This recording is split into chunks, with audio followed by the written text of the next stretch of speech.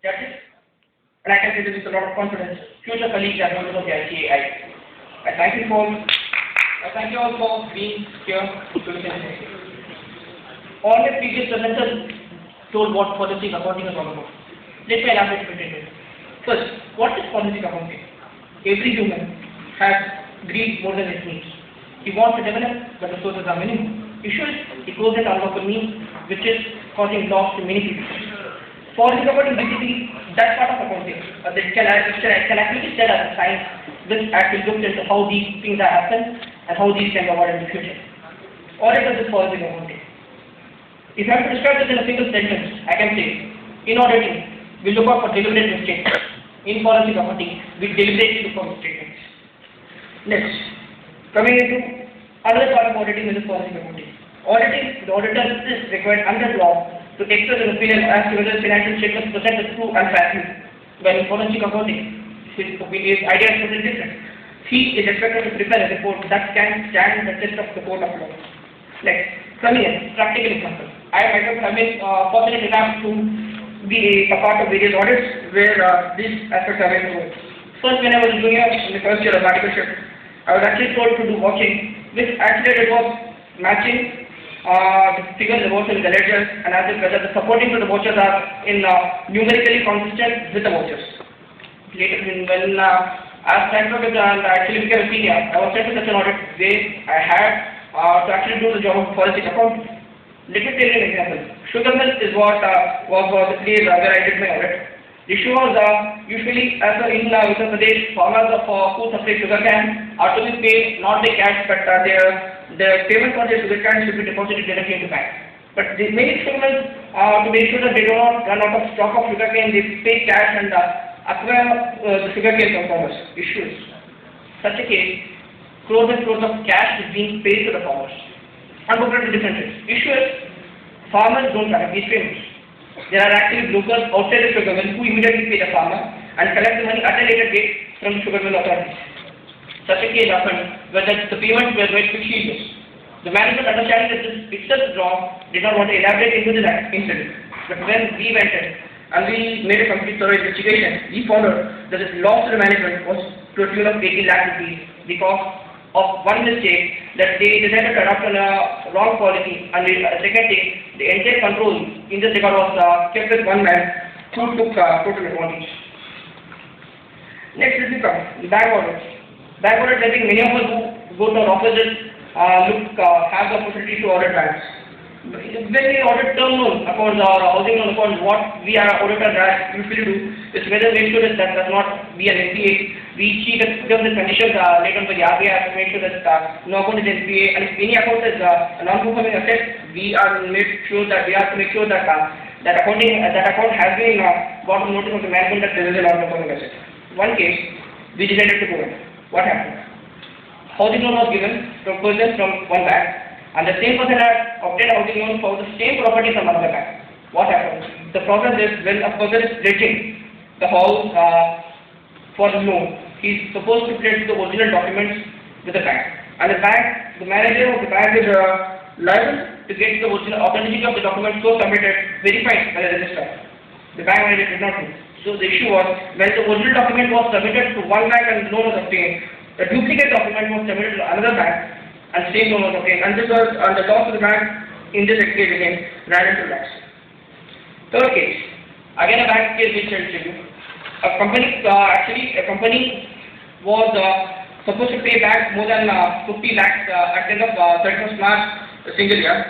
But when we took the balance sheet of the company for verification, it showed that the bank owed the company 5 lakhs, but the record was totally contradictory.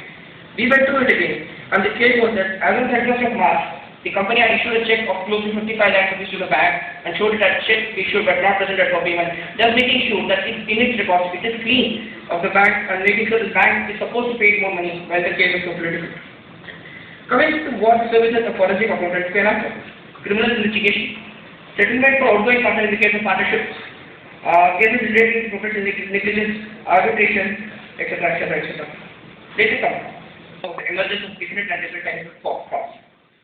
Many feel the Sherlock Holmes as the first forensic accountant, but practically it is our own Indian, Kautilya, who is recognized as the first forensic accountant. In his book, Arthashastra, he actually gave 40 different types of fraud which can actually happen and which can ruin an economy.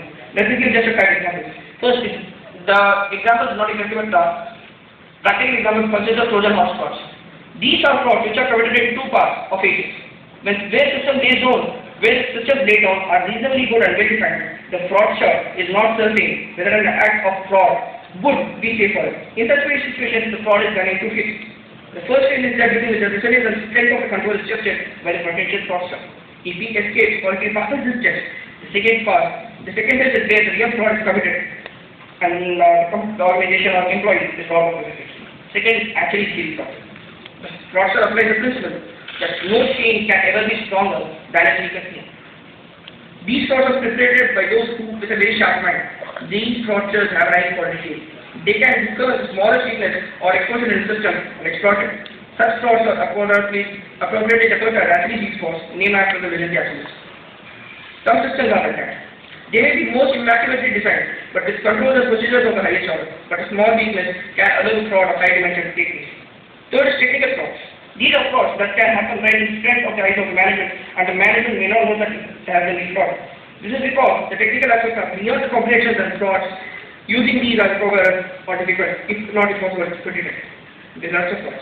As Honorable Chairman said, the insurance cases usually the minor details can actually make sure that forensic accountants have a very good scope in insurance fraud. This is what kind of fraud. These are frauds which thrive on the situations of disaster. The fraudsters operate under the shield of confusion created in such situations. In the event of a calamity such as fire, flood, earthquake, or other accidents, naturally the organization is reeling from the aftermath and shock. It becomes impractical and impossible to comply with systems and procedures and information, and evidence can easily be surfaced. Knowledge of asset location and variables, weaknesses, strength of control, and access to other sensitive information can be used or misused. Valuable information can be stolen. The first type of fraud is copyright exchange. Information is intangible and cannot be missed such as the pilfered asset or money. Secondly, facilities for transporting it through email, internet are easily available. This makes it even more impractical to monitor misuse or theft of information. No amount of security will completely prevent a fraud. The only thing that can be done is to minimize damage. Coming next, scope for forensic accounting. India is ranked 88 in the list of world's most trusted countries. This is not surprising. Issues with more and more frauds, more and more new types of frauds being discovered each and every day. The scope for forensic accounting increases. Now it is up to the Honorable Institute. It is up to the Institute to make sure that we chartered accountants are not left behind in rendering professional services in this service. Forensic accounting in India has come to a limelight only recently due to rapid increase in white-collar crimes and belief that our law enforcement agencies do not have sufficient expertise or the time needed to uncover these crimes. A large world accounting firm believes the market is sufficiently large to support an independent unit devoted strictly to forensic accounting. All of the larger accounting firms, as well as many medium-sized and boutique firms, have recently created forensic accounting departments.